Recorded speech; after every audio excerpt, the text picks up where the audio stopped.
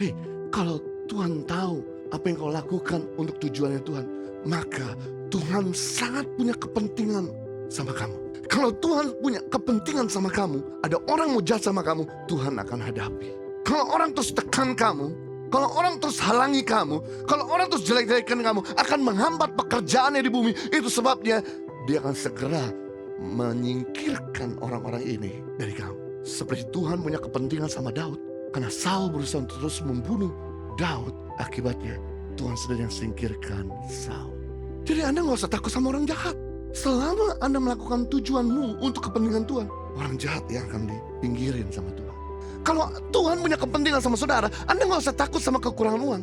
Kalau Tuhan mengizinkan Anda terus berkekurangan, akan memperlambat pekerjaannya di bumi, akan memperlambat kehendaknya di bumi. Itu sebabnya dia akan bertanggung jawab menyediakan segala keperluanmu.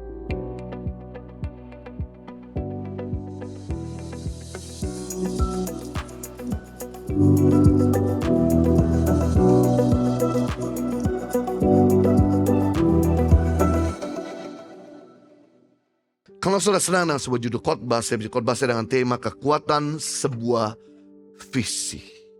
Sadar atau tidak sadar bahwa Tuhan menciptakan segala sesuatu di dunia ini untuk sebuah tujuan. Sadar atau tidak sadar bahwa manusia menciptakan segala sesuatu untuk sebuah tujuan. Segala sesuatu yang saudara lihat di sekitar saudara ada tujuannya. Mikrofon yang ada di muka saya punya tujuan untuk memperkeras suara.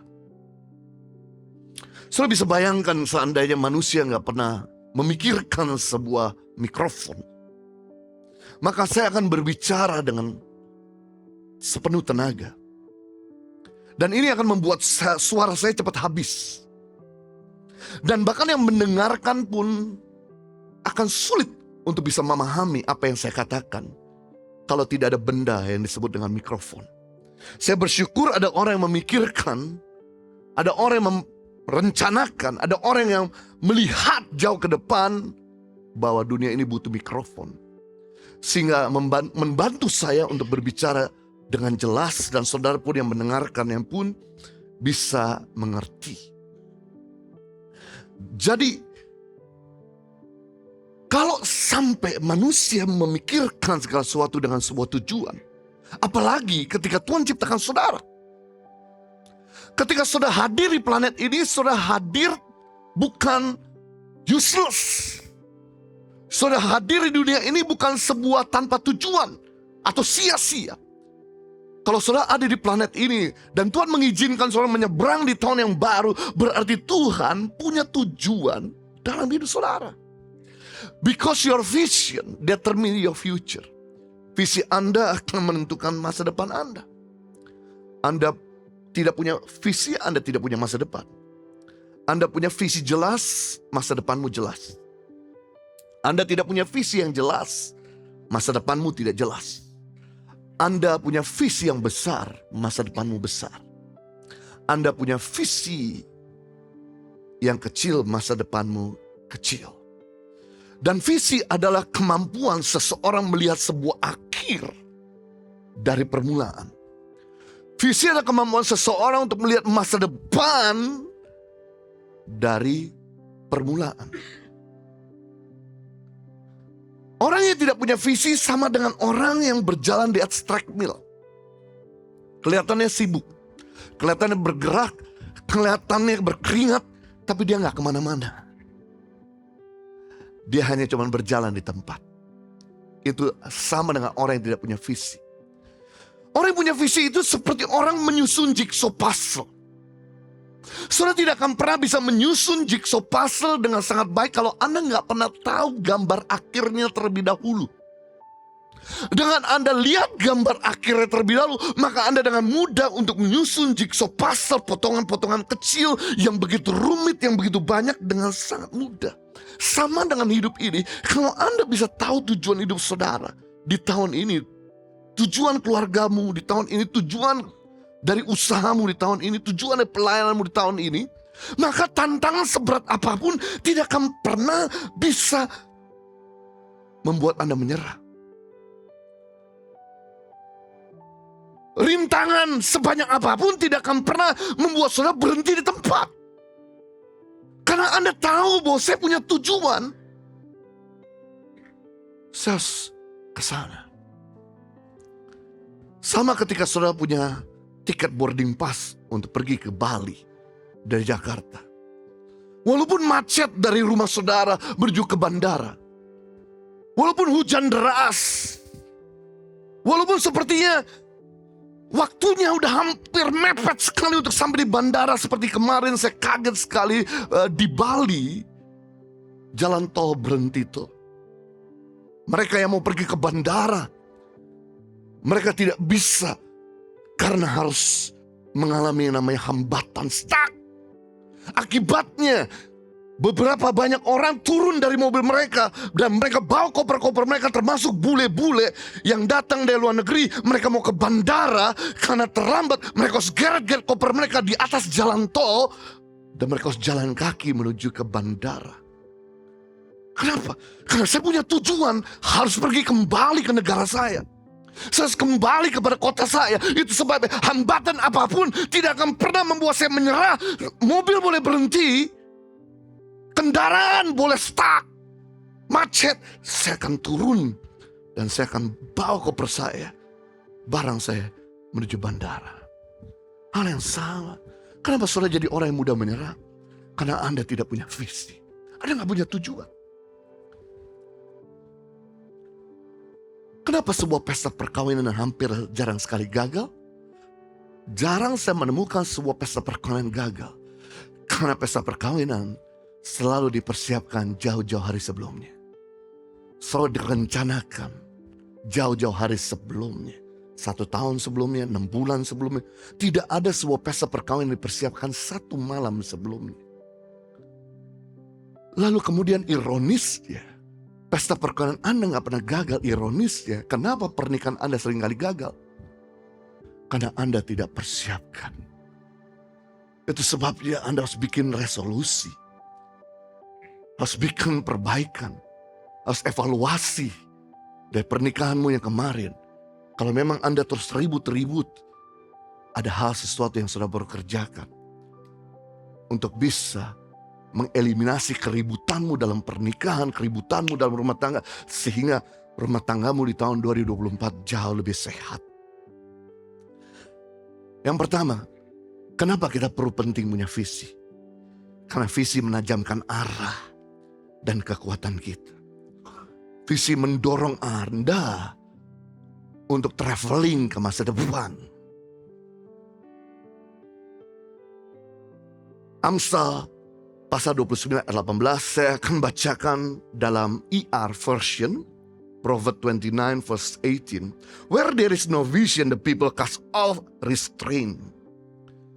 Dalam terjemahan bahasa Indonesia, Amsal 29 ayat 18, di mana tidak ada visi, orang melepaskan kekang. Orang kalau gak punya visi, dia mengendorkan rem tangan. Dia melepaskan kekang. Dia bisa kebablasan. Jadi mulai lengah, mulai santai. Mulai gak disiplin. Mulai jadi foya-foya. Mulai gak berjaga-jaga. Mulai jadi lengah.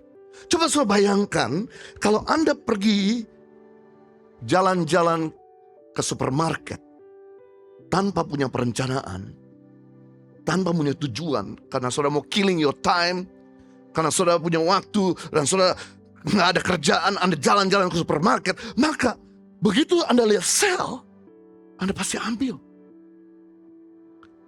Apalagi kalau perut Anda lapar, makanan apa aja sudah ambil. Dari buah-buahan sudah ambil, kue sudah ambil, nasi goreng sudah beli. Kenapa? Karena nggak punya perencanaan. Suatu kali di tayangan Oprah Winfrey ditayangkan di mana ada satu ibu-ibu yang di mana dia tidak punya visi dalam hidupnya, nggak punya tujuan dalam hidupnya. Dan apa yang terjadi? Setiap kali dia pergi ke supermarket, dia pergi ke mall, dia beli semua barang karena dia punya uang yang banyak, dan akibatnya rumahnya penuh dengan tumpukan barang bertonton seperti gudang yang tidak ada celah lagi untuk orang bergerak. Rumahnya penuh dengan timbunan barang. Akibat orang nggak punya visi. Apa yang terjadi kalau Anda traveling, Anda nggak punya perencanaan? Anda flowing aja. Akibatnya, Anda tidak akan mendapatkan akomodasi. Seperti beberapa tadi malam pengerja di gereja kita, mendadak mereka mau book hotel di sebelah kita. Tapi karena mendadak, sudah penuh. Coba cari hotel-hotel sekitar Kelapa Gading juga penuh. Ada hotel di seberang di daerah Sunter, harganya nggak karu-karuan. 3 kali lipat daripada harga biasa.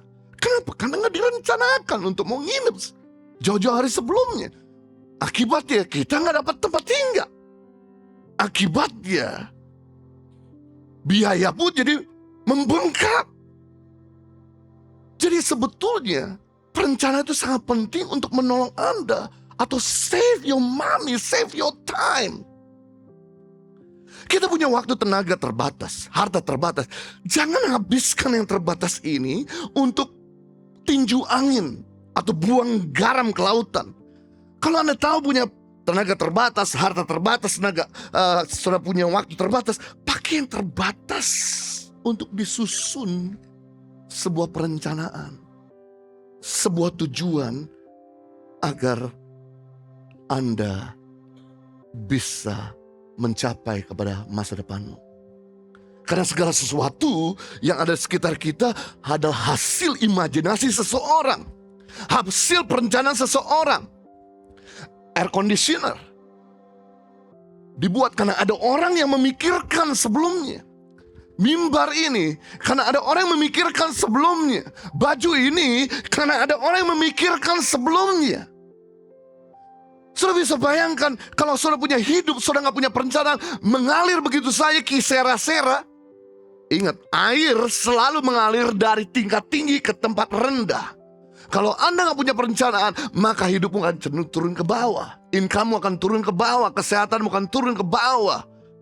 Pernikahanmu, harmonisannya akan turun ke bawah. Itu sebabnya perlu kita rencanakan. Saya teringat dengan Simpson, seorang abdi Allah yang ditentukan sama Tuhan untuk membebaskan bangsa Israel dari jajahan Filistin. Dia ditentukan, dia lahir untuk membebaskan orang Israel dari jajahan Filistin. Itu sebabnya Tuhan memberikan kekuatan yang ekstra. Simpson bukan anak dewa. Simpson adalah seseorang yang diurapi sama Tuhan, sehingga dengan kekuatan yang ada padanya, dia melihat ada 1000 orang Filistin. Dia lihat keledai, dia patahkan leher keledai, dia ambil rahangnya dan dia pukul 1000 orang Filistin dengan rahang keledai. Bruce Lee banyak belajar dari Simpson.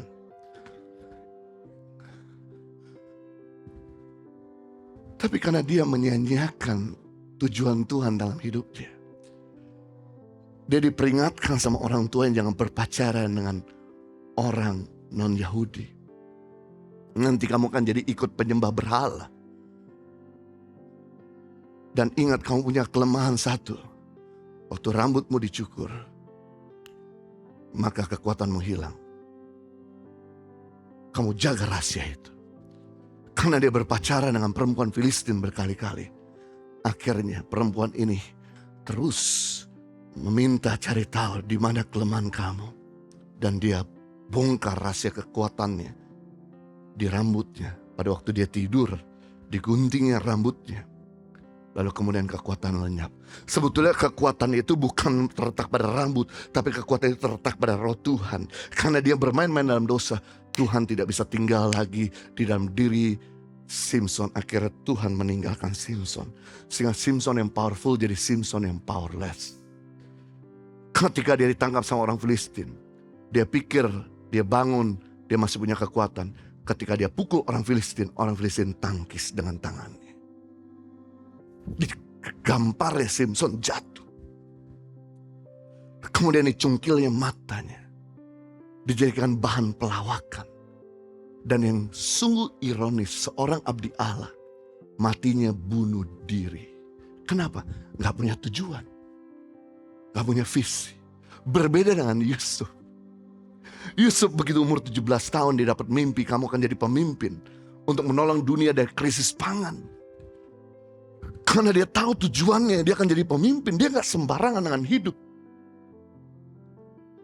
Kakaknya boleh benci dia, tapi dia tetap nice. Kakaknya boleh buang dia ke sumur, tapi dia tetap berdoa, Tuhan tolong saya bisa keluarkan dari sumur ini yang kering. Kakaknya boleh jual dia jauh-jauh, jadi budak di Mesir, jadi budak sama orang Mesir. Tapi kemudian dia lakukan adalah dia jaga hidupnya baik-baik. Sampai dia harus bekerja jadi budak di sebuah rumah keluarga Potifar, dia lakukan dengan sebaik mungkin. Dia kemudian digoda sama perempuan yang bernama istri Potifar, sama istri tuannya. Karena dia tahu visi saya, kalau saya bermain-main dalam dosa, maka visinya akan gagal. Dia hindari. Dia boleh difitnah, dijebloskan dalam penjara, tetap dia berprestasi dalam penjara. Kenapa? Dia tahu tujuan hidup saya, seorang muda yang akan jadi pemimpin. Hei, orang tuh kalau punya visi, rintangan seberat apapun, tekanan sehebat apapun, tidak akan pernah menyurutkan langkahnya. Sama seperti seorang atlet yang punya visi pengen jadi juara dunia. Yang dilakukan sama dia, dia harus berlatih setiap hari, bukan cuma 2-3 kali, mungkin sampai puluhan kali dalam satu hari. Apakah bosan? Bosan. Apakah capek? Capek. Apakah kurang tidur? Yes, kurang tidur. Apakah enak? Nggak enak. Tapi karena dia punya visi, saya mau jadi juara dunia, rintangan seberat apapun akan kuhadapi dengan sukacita. Nggak heran kalau mereka jadi orang-orang juara dunia. Hei, Tuhan tentukan kamu lebih daripada pemenang. Tapi kalau kamu nggak mau bayar harga untuk terus maju kepada visi yang Tuhan berikan, kamu gak akan pergi kemana-mana. Yang kedua, bagaimana pentingnya sebuah visi kita miliki. Kenapa kita perlu punya visi? Yang kedua, visi hidup berhubungan dengan potensi. Visi hidupmu itu berhubungan dengan potensimu. Dengan kata lain, untuk menggenapi sebuah visi, Anda perlu menggali potensimu. Karena visi selalu berhubungan dan berkaitan, bergandengan dengan sebuah potensi. Tidak mungkin saya bisa punya visi tinggal luar negeri kalau saya nggak mau gali potensi untuk bisa berbahasa Inggris. Oke, Anda bisa pergi tetap ke luar negeri, Anda bisa bekerja di luar negeri, cuman bekerja sebagai buruh, tidak pernah bekerja punya posisi yang penting. Kalau Anda punya visi pengen jadi penyanyi, Anda harus punya potensi menjadi seorang penyanyi. Saya jadi penyanyi waktu itu, worship leader di gereja, karena waktu itu kami merintis gereja dan di luar negeri, di kota Sydney gak banyak orang yang bisa nyanyi. Mau gak mau saya paksakan diri saya latih diri saya untuk saya bisa nyanyi dan mimpin pujian. Tapi biar gimana pun suara saya gak pas. Karena saya punya suara ini, kalau nyanyi narik dari leher, harusnya narik dari perut. Yang benar tuh dari perut. Nah, karena saya narik nyanyi itu dari leher, maka begitu udah 3 ibadah suara saya habis. Karena saya gak punya potensi di situ, makanya Tuhan katakan jangan stay menjadi seorang penyanyi. Jangan stay jadi seorang worship leader. Kamu jadi pengkhotbah. Awalnya berat. Ingat, waktu saya mimpin ujian, orang yang sakit sembuh loh. Orang yang punya roh jahat, punya kuasa gelap, punya jimat, itu lepas kerasukan. Bukan saya nggak diurapi, saya diurapi. Cuma saya nggak bisa maksimal di situ. Karena kamu punya tujuan bukan jadi seorang worship leader, bukan jadi seorang penyanyi. Tujuan kamu jadi seorang pembicara. Dan begitu saya ternyata menemukan potensi saya sebagai seorang pembicara, saya korban 6 kali, 7 kali, 8 kali. Satu hari suara saya nggak habis. Karena visi selalu bergantung atau berkaitan dengan potensi. Apa itu potensi? Potensi adalah kemampuan yang belum dibukakan. Kuasa yang masih tersimpan. Apa itu potensi kekuatan yang belum tersentuh? Apa itu potensi keberhasilan yang belum digunakan? Apa itu potensi karunia yang masih tersembunyi? Apa itu potensi talenta yang belum terpakai? Jadi di dalam diri kita ada keberhasilan tapi belum dikeluarkan. Ada kemampuan tapi belum dikeluarkan. Ada kemenangan tapi belum dikeluarkan. Ada karunia tapi belum dikeluarkan. Dan ini yang menarik, selama sudah masih bernafas, potensimu yang ada dalam dirimu tidak akan pernah bisa ada habisnya. Ini yang luar biasa. Saya kasih tahu, emas di Papua bisa habis. Uranium di Papua bisa habis. Minyak bumi di Timur Tengah bisa habis. Tapi potensi yang dalam dirimu tidak akan pernah ada habisnya sampai masuk liang kubur. Begitu Anda masuk liang kubur, selesailah kreativitasmu, selesailah karuniamu, selesailah kemampuanmu, selesailah talentamu. Makanya saya selalu simpulkan, kalau saya pergi ke kuburan atau saya pergi ke rumah duka, saya akan katakan ini, kebanyakan kuburan ada tempat orang berhasil yang tidak pernah menjadi berhasil. Kebanyakan kuburan adalah tempat orang kaya yang tidak pernah menjadi kaya. Kebanyakan kuburan adalah tempat orang yang kreatif tapi tidak pernah menjadi kreatif. Karena kemalasan, karena tidak punya daya juang yang tinggi, karena suka bermain-main di dalam dosa, akibatnya mereka bawa masuk di dalam kuburan. Begitu mereka mau masuk dalam kubur, selesailah kreativitas mereka. Itu sebabnya saya sedang berikan kepada saudara pemikiran. Ayo, selama saudara masih bernafas, keluarkanlah potensi yang dalam dirimu. Mungkin ada begitu banyak desain-desain yang belum sempat dikeluarkan. Mulai tahun 2024 keluarkan desainmu. Ada begitu banyak lagu-lagu yang belum sempat dinyanyikan, keluarkan itu. Ada begitu banyak khotbah-khotbah yang belum sempat disampaikan, keluarkan. Ada begitu banyak menu-menu makanan yang belum sempat dibikin sama orang lain, keluarkan itu. Ada begitu banyak mungkin bisnis-bisnis yang belum sempat dibikin sama orang, mari keluarkan. Dan semua itu gak bisa terjadi kalau Anda gak punya tujuan. Gereja ini ada karena sebuah visi. Gereja online ada karena sebuah visi. Tangan pengharapan ada karena sebuah visi yang ditanamkan di istri saya. Lalu dia sharingkan sama saya. Saya realisasikan untuk jadi kenyataan.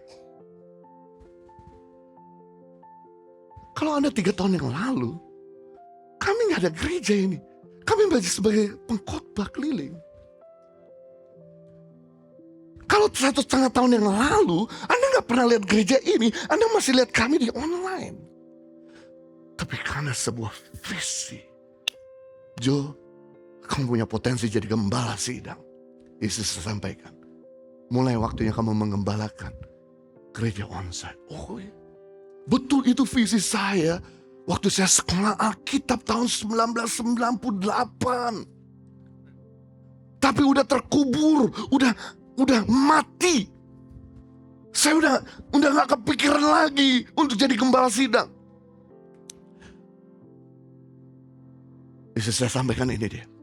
Biji itu untuk bertunas, dia perlu mati dulu di dalam tanah. Disembunyikan dalam waktu yang panjang dan lama. Dan dia perlu pecah dulu, mati dulu, terkubur, tidak dilihat dulu. Baru setelah itu tunas yang muncul. Ini waktunya kamu untuk mulai mengembalakan gereja. Wow, saya kemudian begitu tahu, diingatkan kembali kepada visi itu. Saya punya potensi di situ menjadi seorang gembala yang merangkul. Bukan marah-marahin orang terus. Kalau marah-marahin orang terus gak bisa jadi gembala. Orang kabur kan. Saya rangkul. Istri saya marah-marahin saudara, saya yang rangkul-rangkul. Jangan kemana-mana, udah. Pahami, ngerti.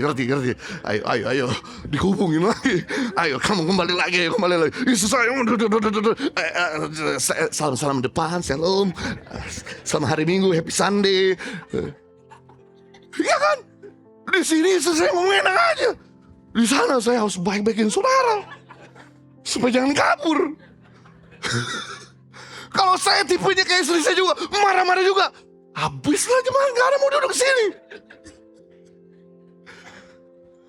Sekali lagi, visimu berhubungan dengan potensi. Tetap walaupun istri saya suka marah-marah sama saudara-saudara sayang istri saya, betul? Karena dia marah-marah, mungkin karena di rumah sering dimarah-marahin sama suaminya. Dari pelampiasan diri mimbar. Oke, yang ketiga, mengapa kita perlu punya visi? Mengapa visi itu penting? Tujuan visi untuk menggenapi rencana Tuhan. Tujuan Tuhan memberikan visi dalam hidup saudara untuk memenuhi ambisi Tuhan. Kolose 1:16, karena di dalam Dialah telah diciptakan segala sesuatu yang ada di sorga dan yang ada di bumi, yang kelihatan dan yang tidak kelihatan, baik singgasana maupun kerajaan, baik pemerintahan maupun penguasa, segala sesuatu diciptakan oleh Dia dan untuk Dia. Diciptakan dari Tuhan untuk Tuhan. Jadi kehidupan kita bukan untuk mengejar tujuan kita. Kita hidup di planet itu mengejar tujuan Tuhan. Jadi tolong dianalisa, apakah visimu mengejar ambisimu atau mengejar ambisi Tuhan? Tolong dianalisa, apakah visimu untuk popularitas Tuhan atau untuk popularitas diri sendiri? Tolong dianalisa, apakah tujuan hidupmu untuk memperkaya diri sendiri atau untuk memberkati orang? Tolong dianalisa, apakah visimu itu akan membuat Anda jauh dari Tuhan atau membuat Anda lebih dekat sama Tuhan? Kalau Tuhan memberikan sesuatu membuat kamu jauh dari Tuhan, Tuhan juga tahan. Tuhan lebih sayang sama jiwamu daripada berkat yang Dia bisa berikan sama saudara. Kalau Tuhan memberikan semua jabatan, posisi, tapi membuat Anda jadi sombong, Tuhan tahan. Makanya hati-hati kalau Anda mulai makin tenar. Hati-hati kalau Anda mulai makin kuat. Hati-hati kalau Anda mulai makin punya banyak uang. Karena Anda bisa salah gunakan semuanya itu untuk mengejar ambisimu dan menjatuhkan orang lain, ataupun membuat Anda makin jauh sama Tuhan. Kalau Anda bisa handle hatimu baik-baik, Anda bisa handle untuk Anda gak sombong, Anda gak arogan, Anda gak kasar sama orang, maka Tuhan dengan sangat mudah untuk mempercayakan perkara yang lebih besar sama saudara.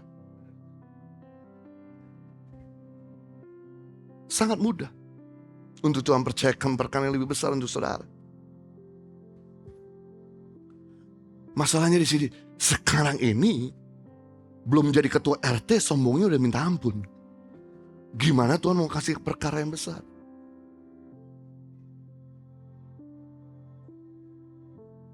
Makanya saudara harus belajar untuk bisa menghandle hatimu dengan baik. Coba Anda bayangkan ini. Ada seorang salesman Coca-Cola. Dia dibayar perusahaan Coca-Cola. Dia dikasih uniform perusahaan Coca-Cola. Dia dikasih fasilitas kendaraan oleh perusahaan Coca-Cola. Tapi kemana-mana dia jual teh botol. Kalau saudara punya bawahan model begini, saudara apa kan? Gak usah mikir jauh-jauh. Gak usah tanya Tuhan, gue langsung pecat. Sama hal, Tuhan berikan kamu hidup. Tuhan memberikan kamu berkat. Tuhan angkat kamu dari lumpur dosa. Tuhan pulihkan keadaanmu. Tuhan sembuhkan sakit penyakitmu. Tuhan gaji hidupmu. Tuhan pelihara hidupmu. Tapi kemana-mana, namamu yang Anda tinggikan bukan nama Tuhan. Ambisimu yang kamu kejar bukan ambisi Tuhan. Kehendakmu yang kamu utamakan bukan kehendak Tuhan. Hey, no wonder. Posisimu tidak akan pernah lama. Jabatanmu tidak akan pernah lama. Masa hidupmu tidak akan pernah lama. Ada begitu banyak orang-orang yang waktu dia masih kecil, dia rendah hati. Waktu dia gak punya uang, dia masih rendah hati. Tapi tiba-tiba begitu dia punya uang, begitu dia punya jabatan, hilang dari peredaran. Mungkin saja yang saudara katakan Tuhan pecat dia. Jadi kalau rumah tanggamu mau langgeng, bisnismu mau langgeng, kesehatanmu mau langgeng, pelayananmu mau langgeng, Anda harus tetap jaga hati. Agar dia tetap ditinggikan. Agar kita tetap mengenapi rencananya dia. Hei, kalau Tuhan tahu apa yang kau lakukan untuk tujuannya Tuhan, maka Tuhan sangat punya kepentingan sama kamu. Kalau Tuhan punya kepentingan sama kamu, ada orang mau jahat sama kamu, Tuhan akan hadapi. Kalau orang terus tekan kamu, kalau orang terus halangi kamu, kalau orang terus jelek-jelekan kamu, akan menghambat pekerjaannya di bumi. Itu sebabnya dia akan segera menyingkirkan orang-orang ini dari kamu. Seperti Tuhan punya kepentingan sama Daud. Karena Saul berusaha terus membunuh Daud.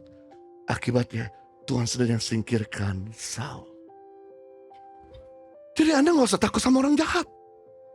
Selama Anda melakukan tujuanmu untuk kepentingan Tuhan, orang jahat yang akan dipinggirin sama Tuhan. Kalau Tuhan punya kepentingan sama saudara, Anda gak usah takut sama kekurangan uang.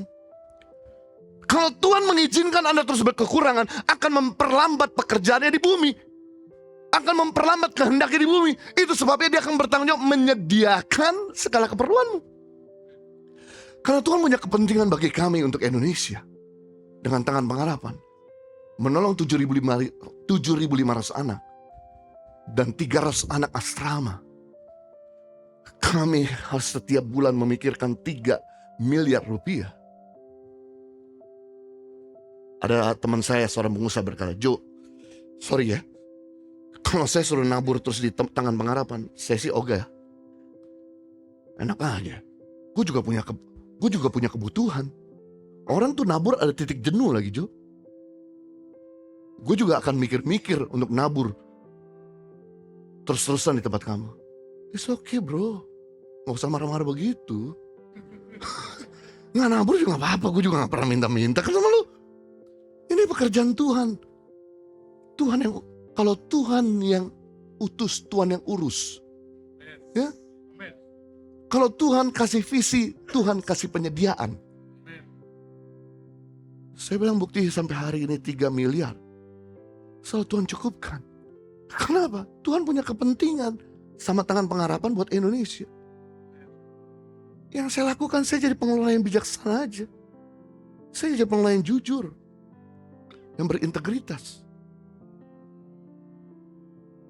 Saya kasih tahu, kalau yang 3 miliar setiap bulan Tuhan cukupi, apalagi kebutuhanmu yang cuma 100 juta. Kebutuhannya cuma 50 juta. Kebutuhanmu cuma 20 juta, 10 juta, 5 juta. Kecil bagi Tuhan. Yang penting kau mengerjakan tujuannya Tuhan. Tuhan punya kepentingan untuk memenuhi segala keperluanmu, menurut kekayaan dan kemuliaan. Yang percaya katakan amin. Jadi kita belajar hari ini pentingnya sebuah visi. Yang pertama, visi menajamkan arah dan kemampuan saudara. Yang ketiga, visi selalu berhubungan dengan potensi saudara. Yang ketiga, yaitu visi tujuannya untuk mengenapi rencana Tuhan.